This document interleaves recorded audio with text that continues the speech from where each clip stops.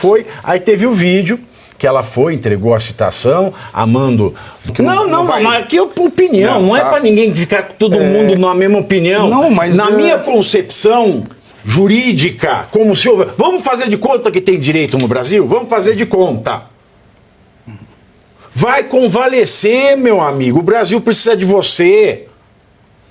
Porque você faz uma live, é a emoção que você sofre. E você não pode sofrer emoção com o intestino em recuperação.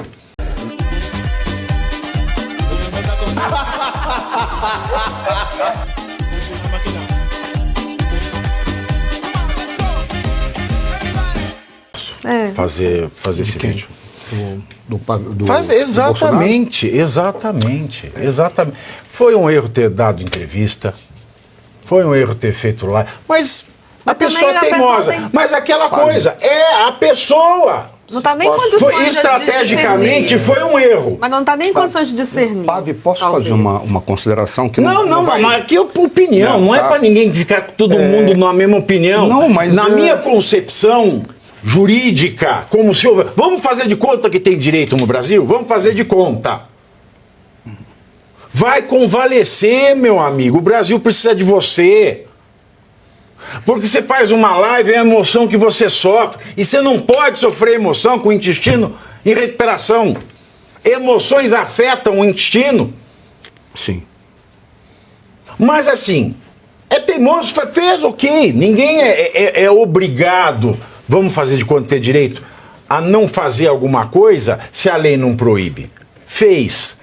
Mas isso não significa que o estado de saúde dele está bom. Então, como a gente já está vivendo uma perseguição política, qualquer movimentação estratégica conta. Talvez esse seja o ponto, Pavi. Eu vou fazer as considerações que eu vou fazer, eu vou tentar pegar os elementos que estão aí e não vou fazer discursos políticos, tá? Eu vou tentar entender o que está acontecendo. Primeira coisa, você foi muito preciso quando falou a questão dos estados emocionais.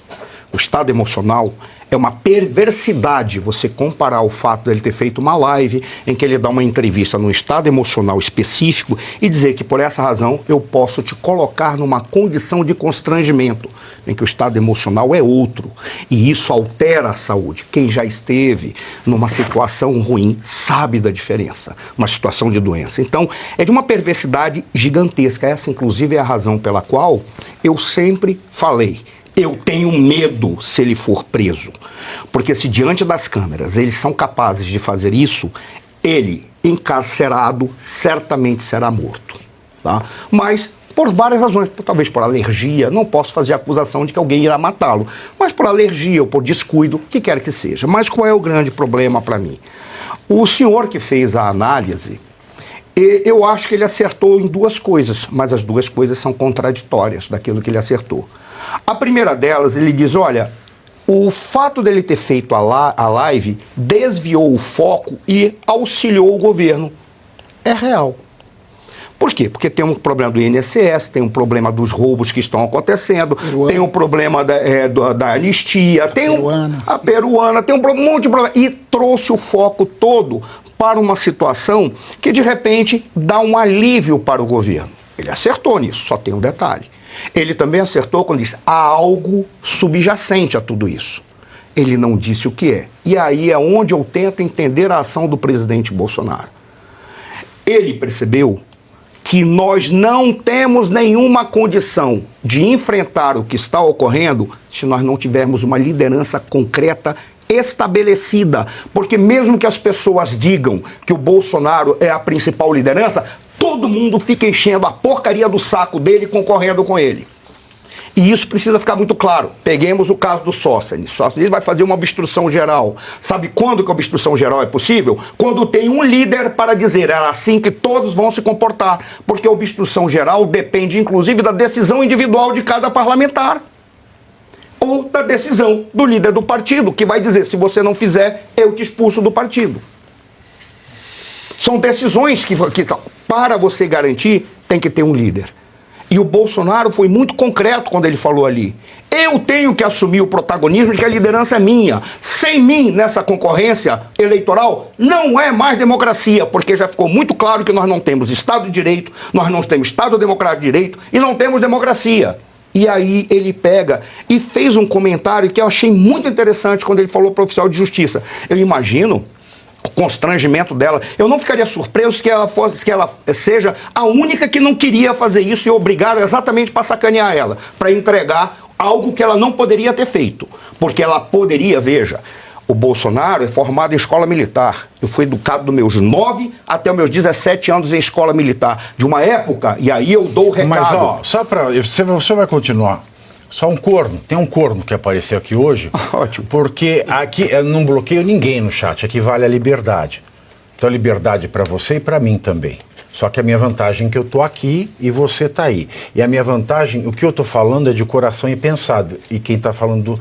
este corno com o qual eu vou falar, que se chama Maurício Batalha. Você falou de educação, o que o STF se aproveita? Se aproveita da ignorância desses débeis mentais, que nem esse corno de Maurício Batalha que está aqui. Porque ninguém para pensar. Fala assim, o Bolsonaro não devia ter feito. Estão criticando o Bolsonaro. Não devia ter feito. Não. Sabe por que não, meu filho? Porque a saúde dele é mais preciosa nesse momento. E não é uma crítica a ele, é uma crítica a quem insiste, porque sabe que ele vai fazer. Então, se você não está preocupado com a saúde de quem quer que seja, vai lá. A pessoa fica escrevendo 1000 vezes a mesma coisa aqui, fica escrevendo 1000 vezes. Para prestar atenção e aprende alguma coisa. Mas, Pavinato, só fazer um comentário. Eu, particularmente, estou apoiando a live que ele fez, estou apoiando dele ter divulgado. Porque ele assume o protagonismo da liderança. Por que eu citei o caso quando ele disse ali, ele citou o Tribunal de Nuremberg e falou, não me venha com a ideia da obediência devida para as questões que dizem respeito a tudo que está fora da conduta de combate. A obediência devida é para a conduta de combate. Por que eu citei o fato de nós termos sido, eu fiz escola militar de uma época em que você formava ali, não era para ser general, estou dando um recado, só. O mal intencionado é que entrava para uma academia militar para ser general. Todos entram para ser soldados. Exato. E trabalham baseado na honra. Ok. E tem um detalhe. Aí uma pessoa num aparelho, tá numa emoção, dá um piripaque e acabou. Ah, fez um vídeo e morreu. Tudo bem, mas tem um detalhe. Não. Mas tem um detalhe que a gente precisa colocar. Porque o problema é ele falar para ela. Não é o vídeo dele, o recado que ele deu para ela. Você está fora da conduta de combate e ele, como militar, sabia que uma ordem legal, você, enquanto oficial, soldado, quem quer que seja, você poderia pedir por escrito a ordem para não cometer o crime de insubordinação ou insubmissão no caso de você ir adiante. Porque pedindo por escrito, você pode dizer, eu não cumpro, porque isso é ilegal. Não, e tem outra coisa para poder colocar esse ponto. O Bolsonaro, como líder da direita no Brasil, ele é obrigado a ceder a vida dele pela liderança e pelo país. Ele jamais poderia deixar de fazer esse vídeo. Mas ele tem que fazer esse vídeo, não tem outra opção. Tem um detalhe. Aí é que vem para mim o que aquele cara falou, que eu acho que ele acertou, que tem algo por trás. Eu acho que nesse momento ele está dizendo, vamos acabar com essa esculhambação. O líder da direita sou eu, e as pessoas vão ter que ouvir. Sabe por qual razão? Porque ele deve estar cansado, inclusive, de ter que negociar com esse sistema partidário nojento, em que presidente de partido não é líder. Ele é nada mais que comerciante de cargos, de emendas, de dinheiro e de indignidade. Agora, talvez ele esteja colocando lá. Se ele vai morrer, é muito provável que sim. Se ele vai sofrer as consequências disso, é muito provável que sim. Mas eu não posso retirar dele a única coisa que nós estamos pedindo, que é o líder se apresente. E mas ninguém quer retirar isso dele. Eu quero que ele não tenha um infarto. Mas aí, Pavinato, deixa eu só concluir uma coisinha só. Perfeito. É um recado que eu dou para Sua Excelência, o ministro que tomou essa decisão. Para começar, aquela oficial de justiça, ela é obrigada a lei dizer quem o intimou. Exatamente. Tem essa. Ela não queria falar ele. Quem é? Ela é obrigada a ler. Ela também não é flor que se cheire. Exato. Mas aí eu vou dar um recado. Eu vou dar um recado para aquele que porventura tenha sido o autor disso. Se o Bolsonaro é o grande perigo, porque ele consegue catalisar todos os sentimentos da construção de um novo caminho, eu acho, no seu lugar, eu começaria a me perguntar o seguinte: pare de infernizar a vida dele na ideia de que a morte dele será melhor para aqueles que são contrários a ele. A pergunta que o senhor deve fazer é: se ele morrer, o que será de mim? Porque o senhor será uma peça descartável para aqueles que estão ao seu lado. Você acha, coronel, que o Alexandre de Moraes não sabia que ele ia fazer live? Que ele ia se exaltar no estado em que está? Óbvio que sabia! Mas ele ia se exaltar mesmo se ele não fizesse a live. É isso que eu quero dizer. É muito menos. Não, muito Isso menos, me mas permita, ele ia coronel. se... Desculpa, Eu coronel. só queria colocar uma coisa, doutora Ana Paula e Pavinato. O último que se sacrificou em função da democracia com um problema intestinal num hospital até o último minuto, faleceu. Tancredo faleceu há 40 anos atrás por um problema intestinal em função dessa pressão de ter que se sacrificar pela democracia brasileira. Pavinato, líderes assumem riscos. Sim, claro. Líderes assumem riscos. Bolsonaro é líder. Agora, um outro aspecto que eu acho Ok, mas você acha que ele já não tem risco suficiente na conta dele? tem bastante. E provavelmente os riscos aumentarão. Exato. Mas olha o cinismo que chega. Todos se recordam, o The Economist, aquela revista britânica, fez aquela série de críticas ao STF, 4 matérias, e a resposta do Umas 3 STF... né? publicações em 4 dias. Exatamente. E o STF, através do presidente, o ministro Barroso, se manifestou contra, evidentemente, aquela questão. O último parágrafo, inclusive está no site do STF, o texto, diz assim, olha que cinismo.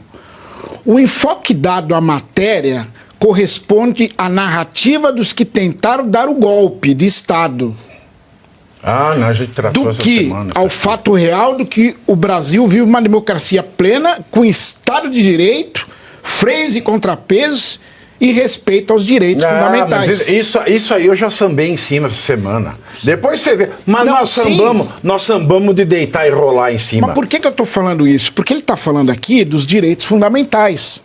E aqui, evidentemente que nessa questão do Bolsonaro, a primeira coisa que foi jogada pro mentira. lixo foi a A dignidade gente da fala pessoa que humana. Barroso é candidato a Lula. Ele está disputando para ver quem é mais filho do Gepeto. O Barroso. Por falar no Barroso, eu não quero ir embora sem falar disso aqui. O Barroso, tá?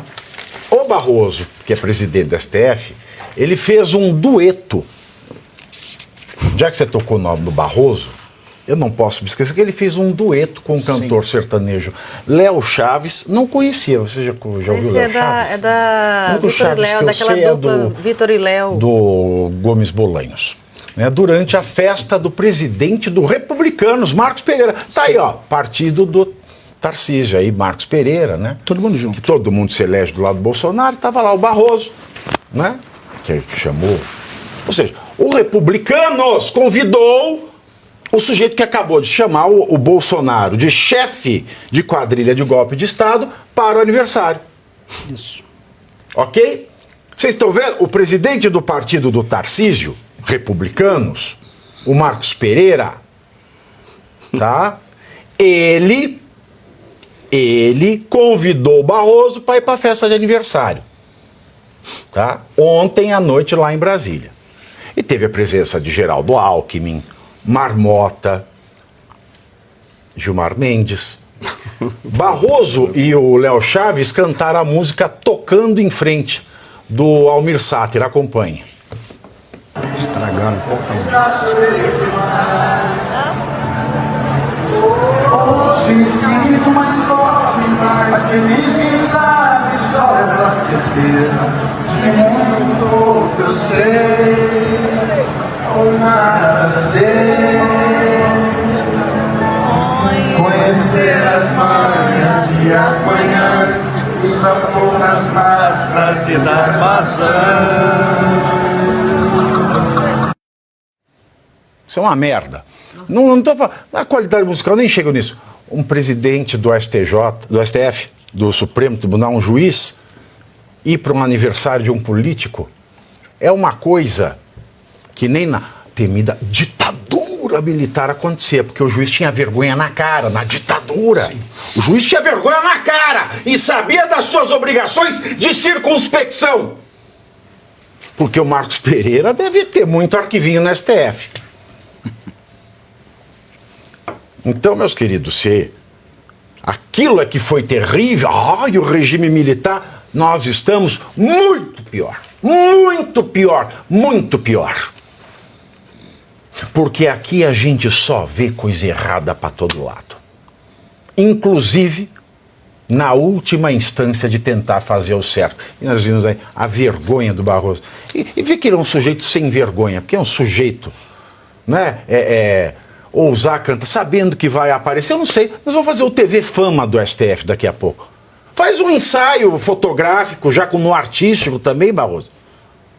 Dá vontade de ir para a Itália.